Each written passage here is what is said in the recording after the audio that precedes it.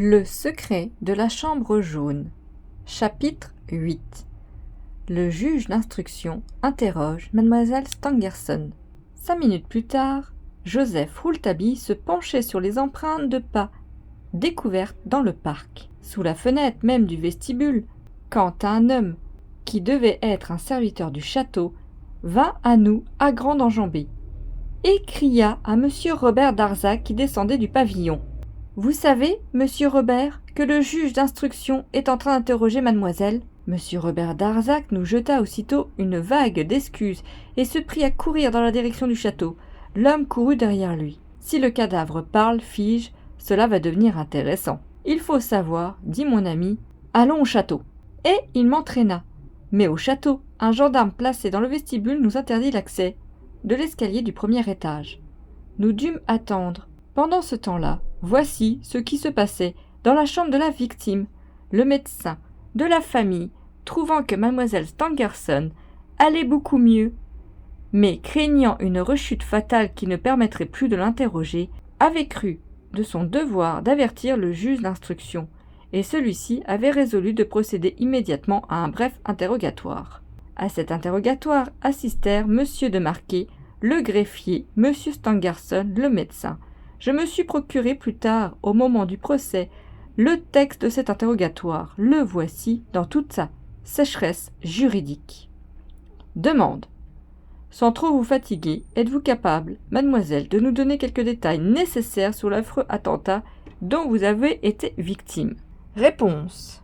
Je me sens beaucoup mieux, monsieur, et je vais vous dire ce que je sais. Quand j'ai pénétré dans ma chambre, je ne me suis aperçu de rien d'anormal. Demande. Pardon, mademoiselle, si vous me le permettez, je vais vous poser des questions, et vous y répondrez. Cela vous fatiguera moins qu'un long récit. Réponse. Faites, monsieur. Demande. Quel fut, ce jour-là, l'emploi de votre journée? Je le désirais aussi précis, aussi méticuleux que possible. Je voudrais, mademoiselle, suivre tous vos gestes, ce jour-là, si ce n'est point trop vous demander. Réponse. Je me suis levé tard, à 10 heures, car mon père et moi, nous étions rentrés tard dans la nuit, ayant assisté au dîner et à la réception offerte par le président de la République en l'honneur des délégués de l'Académie des sciences de Philadelphie. Quand je suis sorti de ma chambre, à 10h30, mon père était déjà au travail, dans le laboratoire. Nous avons travaillé ensemble jusqu'à midi. Nous avons fait une promenade d'une demi-heure dans le parc. Nous avons déjeuné au château. Une demi-heure de promenade jusqu'à 1h30, comme tous les jours. Puis, mon père et moi, nous retournons au laboratoire. Là, nous trouvons ma femme de chambre qui vient de faire ma chambre. J'entre dans la chambre jaune pour donner quelques ordres, sans importance à cette domestique qui quitte le pavillon aussitôt.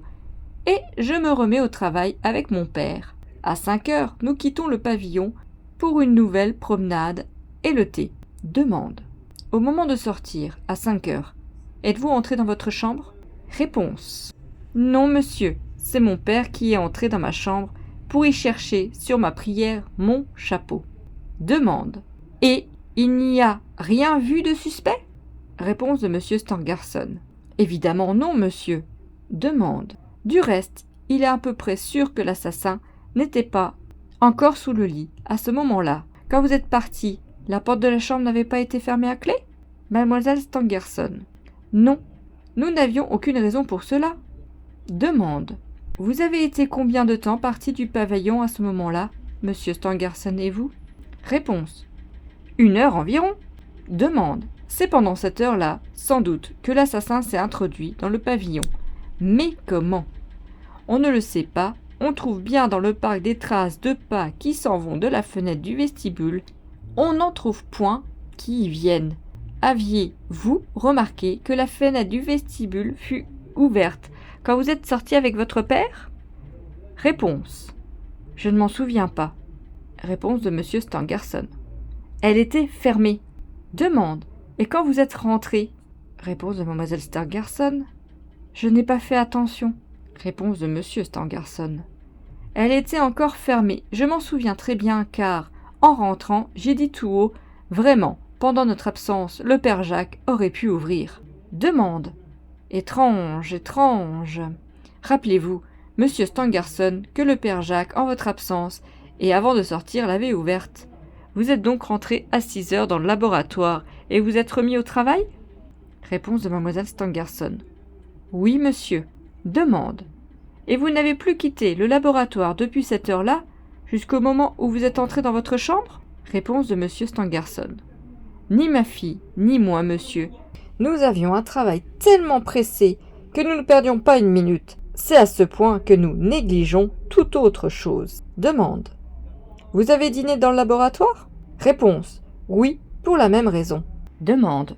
Avez-vous coutume de dîner dans le laboratoire ? Réponse. Nous y dînons rarement. Demande. L'assassin ne pouvait pas savoir que vous dîneriez ce soir-là dans le laboratoire ? Réponse de monsieur Stangerson. Mon Dieu, monsieur, je ne pense pas. C'est dans le temps que nous revenions, vers 6 heures au pavillon, que je pris cette résolution de dîner dans le laboratoire, ma fille et moi. À ce moment, je fus abordé par mon garde qui me retint un instant pour me demander de l'accompagner dans une tournée urgente du côté des bois dont j'avais décidé la coupe. Je ne le pouvais point et remis au lendemain cette besogne. Et je priai alors le garde, puisqu'il passait par le château, d'avertir le maître d'hôtel que nous dînerions dans le laboratoire. Le garde me quitta, allant faire ma commission, et je rejoignis ma fille à laquelle j'avais remis la clé du pavillon et qu'il avait laissée sur la porte à l'extérieur. Ma fille était déjà au travail. Demande. À quelle heure, mademoiselle, avez-vous pénétré dans votre chambre pendant que votre père continuait à travailler ? Réponse de mademoiselle Stangerson. À minuit. Demande. Le père Jacques était entré dans le courant de la soirée dans la chambre jaune ? Réponse. Pour fermer les volets et allumer la veilleuse, comme chaque soir. Demande. Il n'a rien remarqué de suspect ? Réponse. Il nous l'aurait dit, le père Jacques est un brave homme qui m'aime beaucoup. Demande. Vous affirmez, monsieur Stangerson, que le père Jacques ensuite n'a pas quitté le laboratoire, qu'il est resté tout le temps avec vous ? Réponse de monsieur Stangerson. J'en suis sûr, je n'ai aucun soupçon de ce côté. Demande. Mademoiselle, quand vous avez pénétré dans votre chambre, vous avez immédiatement fermé votre porte à clé et au verrou ? Voilà bien des précautions, sachant que votre père et votre serviteur sont là. Vous craignez donc quelque chose ? Réponse.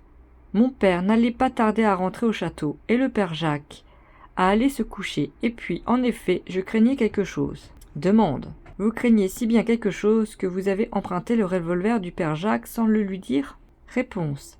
C'est vrai, je ne voulais effrayer personne, d'autant plus que mes craintes pouvaient être tout à fait puériles.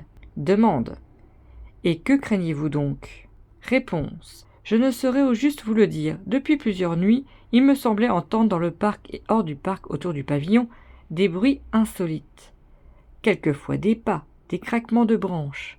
La nuit qui a précédé l'attentat, nuit où je ne me suis pas couché avant 3 heures du matin, à notre tour de l'Élysée, je suis resté un instant à ma fenêtre et j'ai bien cru voir des ombres. Demande. Combien d'ombres ? Réponse. 2 ombres qui tournaient autour de l'étang. Puis la lune s'est cachée et je n'ai plus rien vu. À cette époque de la saison, tous les ans, j'ai déjà réintégré mon appartement du château où je reprends mes habitudes d'hiver.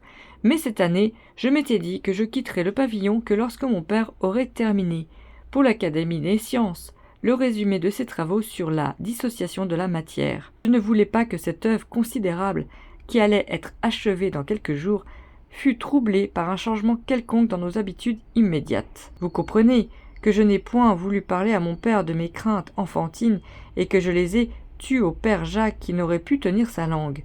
Quoi qu'il en soit, comme je savais que le père Jacques avait un revolver dans le tiroir de sa table de nuit, je profitai d'un moment où le bonhomme s'absenta dans la journée pour monter rapidement dans son grenier et emporter son arme, que je glissai dans le tiroir de ma table de nuit, à moi. Demande. Vous ne connaissez pas d'ennemi ?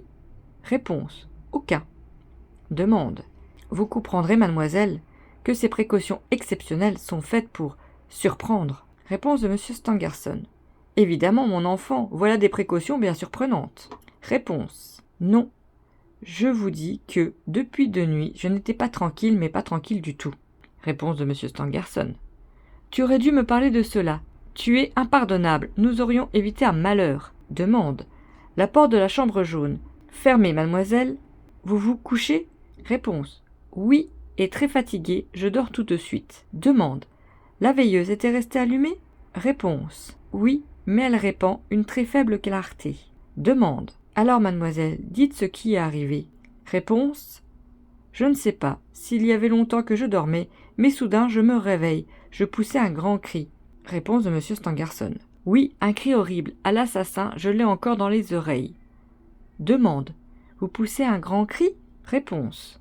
Un homme était dans ma chambre, il se précipitait sur moi, me mettait la main à la gorge, essayant de m'étrangler. J'étouffais déjà, tout d'un coup, ma main dans le tiroir entrouvert de ma table de nuit, parvint à saisir le revolver que j'y avais déposé, et qui était prêt à tirer.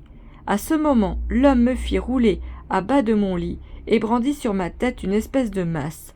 Mais j'avais tiré aussitôt, je me sentis frappé par un grand coup, un coup terrible à la tête. Tout ceci, monsieur le juge, fut plus rapide que je ne le pourrais dire, et je ne sais plus rien. Demande. Plus rien? Vous n'avez pas une idée de la façon dont l'assassin a pu s'échapper de votre chambre? Réponse. Aucune idée. Je ne sais plus rien. On ne sait pas ce qui se passe autour de soi quand on est morte. Demande. Cet homme était-il grand ou petit? Réponse. Je n'ai vu qu'une ombre qui m'a paru formidable. Demande. Vous ne pouvez nous donner aucune indication? Réponse. Monsieur, je ne sais plus rien. Un homme s'est rué sur moi. J'ai tiré sur lui. Je ne sais plus rien. Ici se termine l'interrogatoire de Mlle Stangerson. Joseph Rouletabille attendit patiemment M. Robert Darzac. Celui-ci ne tarda pas à apparaître. Dans une pièce voisine de la chambre de Mlle Stangerson, il avait écouté l'interrogatoire et venait le rapporter à notre ami avec une grande exactitude, une grande mémoire et une docilité qui me surprit encore. Grâce aux notes hâtives qu'il avait prises au crayon, il put reproduire presque textuellement les demandes et les réponses. En vérité, M. Darzac avait l'air d'être le secrétaire de mon jeune ami et agissait en tout comme quelqu'un qui n'a rien à lui refuser. Mieux encore, quelqu'un qui aurait travaillé pour lui. Le fait de la fenêtre fermée frappa beaucoup le reporter, comme il avait frappé le juge d'instruction. En outre, Rouletabille demanda à M. Darzac de lui répéter encore l'emploi du temps de M. et Mlle Stangerson, le jour du drame, tel que Mlle Stangerson et M. Stangerson l'avaient établi devant le juge. La circonstance du dîner dans le laboratoire sembla l'intéresser au plus haut point, et il se fit redire 2 fois, pour en être plus sûr, que seul le garde savait que le professeur et sa fille dînaient dans le laboratoire, et de quelle sorte le garde l'avait su. Quand M. Darzac se fut tu, je dis « Voilà un interrogatoire qui ne fait pas avancer beaucoup le problème. » Il le recule, obtempéra M. Darzac. « Il l'éclaire » fit pensif Rouletabille. Fin du chapitre.